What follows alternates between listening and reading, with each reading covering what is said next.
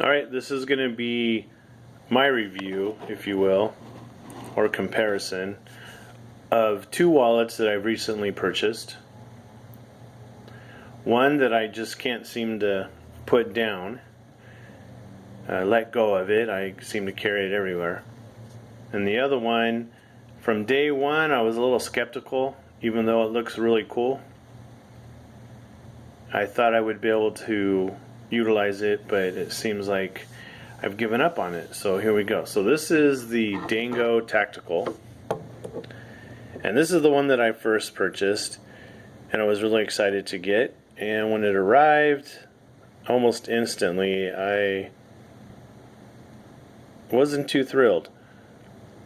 So it comes with the little multi-tool that comes out, has different positions, locks into place,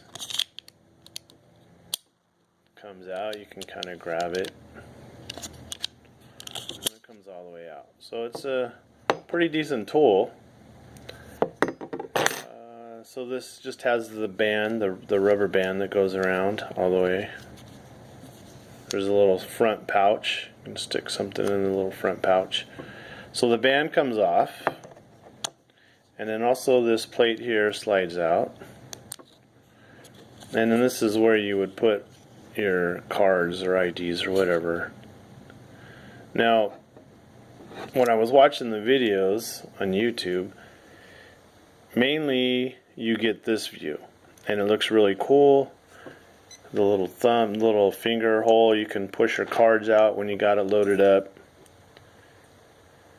and all that looks really good. I never really noticed the back side of it in any of the videos. But what happens is when you load up your wallet, and this piece right here starts to come up,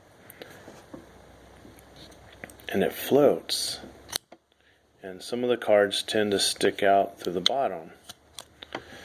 So if you don't have very many, see there's a little bit of room there that you can add a few cards to kind of spread this out, and it very few cards, I mean very minimum. So it just didn't fit. It's kind of rough, it's kind of sharp, you know, with the tool. So I tried it for a day or so, and I just couldn't get it. A lot of sharp points. It's kind of, when you got the cards loaded up in here, it's kind of hard to get the multi-tool in and out. But it really looks cool. It's really nice. I put my most frequently used card up here in front, so I didn't have to bother with all this stuff back here.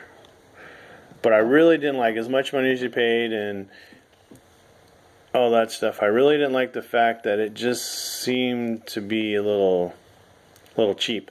Wasn't real secure with the cards. I don't think they were going to slip out, but I didn't like the way that this plate kind of popped up and you can see cards, and it just didn't fit real nice. So I didn't really like it.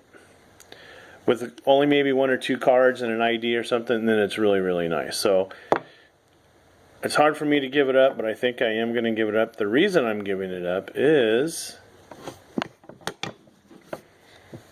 this bad boy. This is the Trayvax Element, and I cannot seem to put this one down. I've been messing with it. It's all the leather stuff. It feels really good. It's nice and soft. It has, it doesn't have the multi-tool little bottle opener thing here.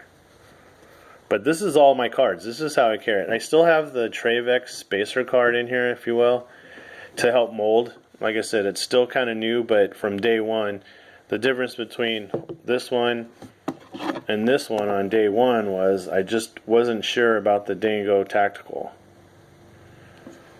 But this one, instantly, I said, I think this is the one. So I have it, it's fully loaded up. A little bit of cash back here. I think it's like 5 $1 bills, so just to give it a little space in there. But this thing, I like a lot. one of the interesting things I saw in a video was the snap, the little connector here on the back side. So actually, when you pop this off, so the back side of this, where it meets up against the cards,